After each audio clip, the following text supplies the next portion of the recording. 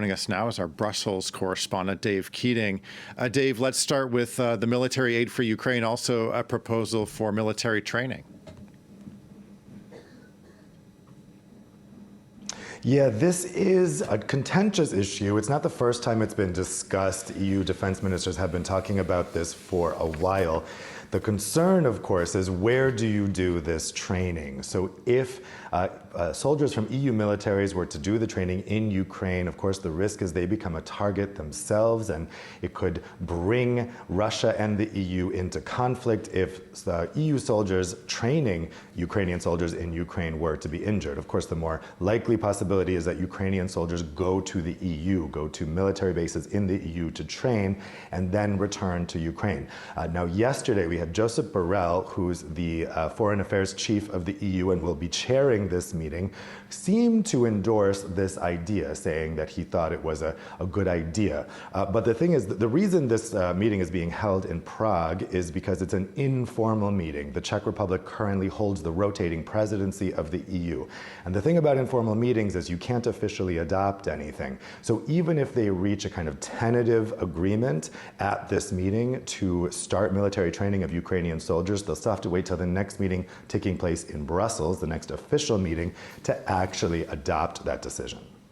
Well, so meanwhile, EU countries are split on whether to ban Russian tourists. What's the latest there? Yeah, this is really splitting EU countries. This idea was first suggested by Ukrainian President Volodymyr Zelensky.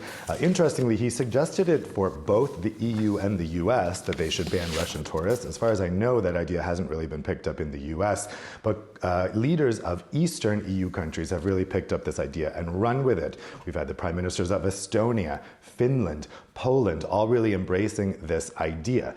On the other hand, we have France and Germany opposed to the idea. They circulated a paper yesterday outlining the reasons for why they oppose it. Now, ahead of this discussion, the leaders of the ministers, rather, of the countries that are pro-banning Russian tourists are going to hold a meeting and decide how far they want to push this. Essentially, their argument is it is obscene for Russian tourists to be visiting the EU as if everything's normal while they are attacking Ukraine. The counter-argument is that this further cuts off the Russian people. It plays into President Putin's hands by having a narrative that the West is against ordinary Russians. And the other argument is those Russians who are already in the EU on visas, who live here, could be targeted, could feel a pressure to leave, actually, even though they may hate Putin's regime. This could really spiral into a situation where all Russians feel unwelcome in the EU and may feel like they're forced to return to Russia, even though they oppose Putin's government.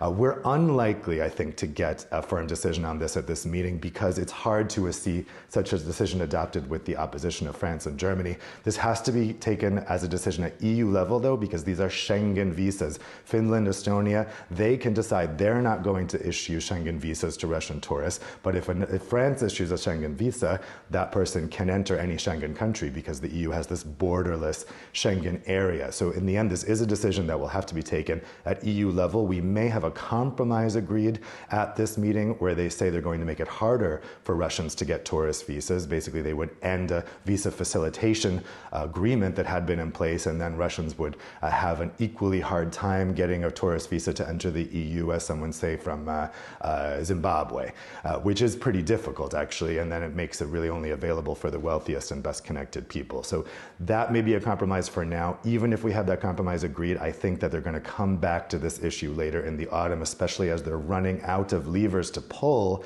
for sanctions on Russia. This may be something they reach for in the coming months. Okay, our Brussels correspondent, Dave Keating. Dave, thanks a lot.